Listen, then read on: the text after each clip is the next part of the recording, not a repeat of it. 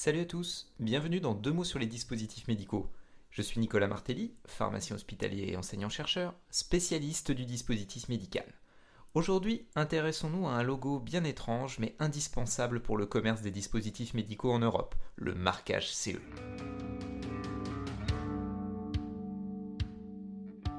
2 mots sur les dispositifs médicaux, le podcast qui ne vous fait pas le café, mais qui vous en dit plus sur les dispositifs médicaux.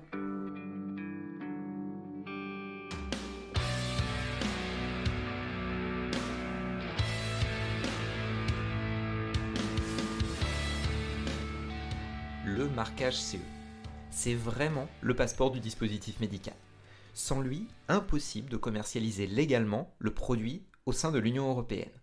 Mais attention, le marquage CE n'a rien d'exclusif au monde du dispositif médical, pas du tout.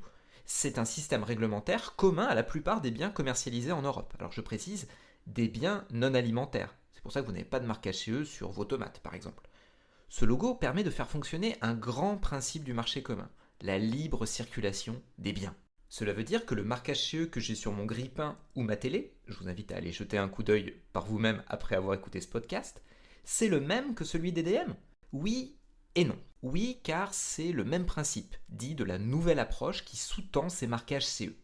Non, car les exigences qui s'appliquent au DM sont différentes et spécifiques à ces produits de santé.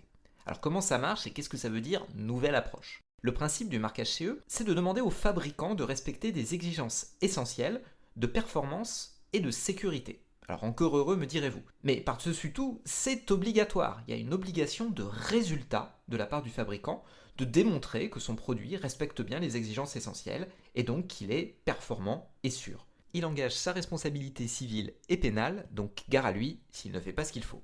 En quoi c'est une nouvelle approche ? Eh bien, avant les années 90, 87 exactement, mettre un produit sur le marché européen, c'était hyper compliqué, car les certifications techniques entre les pays de l'Union n'étaient pas harmonisées. Pour les industriels, donc, un vrai casse-tête, et ça ne permettait pas de mettre en place le grand dessein européen de la libre circulation des biens.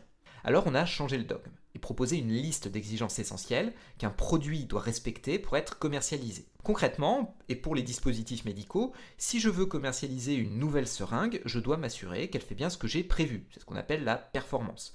Et aussi, et surtout, qu'elle est sûre pour l'utilisateur, c'est la sécurité. Ok, très bien. Le marquage CE, donc, c'est respecter des exigences minimum de sécurité et de performance. Super, on ne doit pas faire n'importe quoi avec la santé des gens, en somme. Mais ça veut dire qu'il n'y a pas de normes. Eh bien, non, les normes existent bel et bien, notamment pour les seringues. D'ailleurs, c'est pratique une norme, car ça vous prend par la main, ça vous explique très précisément ce que vous avez à faire pour que votre DM soit sûr et performant, justement. Mais attention, ces normes décrivent une obligation de moyens et pas de résultats, donc il faut bien toujours respecter les exigences essentielles. Parmi ces normes, il y en a aussi des spécifiques qu'on appelle les normes européennes harmonisées, qui facilitent justement le respect des exigences essentielles, mais attention, elles n'existent pas pour tous les DM. Si votre DM est tout nouveau, tout beau, j'entends par là que vous êtes le premier à y avoir pensé, il n'y aura pas probablement de normes ad hoc. Et donc c'est là la force du marquage CE, il peut théoriquement s'adapter à toutes les situations.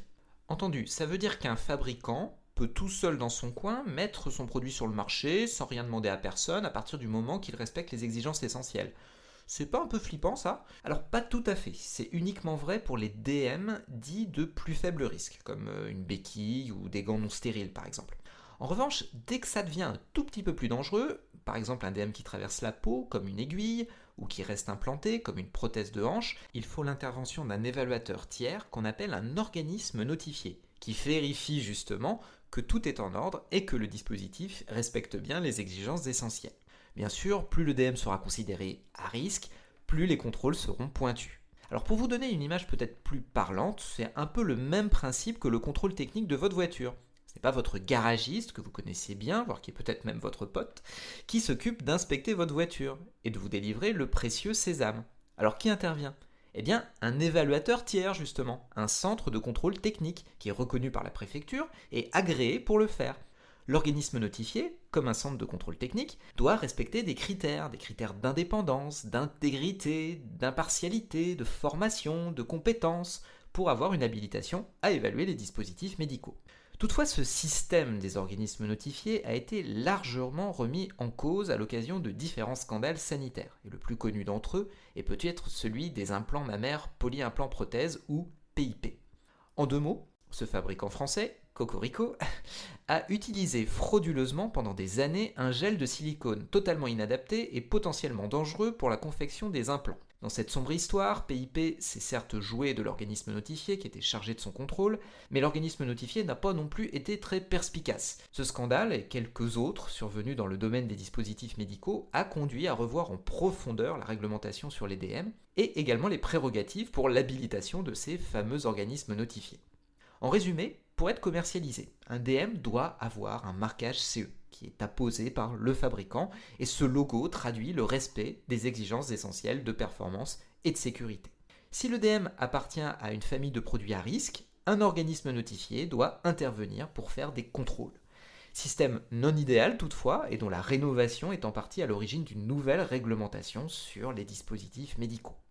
Ici s'achève cet épisode de 2 mots sur les dispositifs médicaux. Merci beaucoup pour votre écoute et on se retrouve très bientôt pour un nouvel épisode où on essaiera justement de comprendre ce qui est en train de changer dans la réglementation des dispositifs médicaux. A très vite, salut à tous!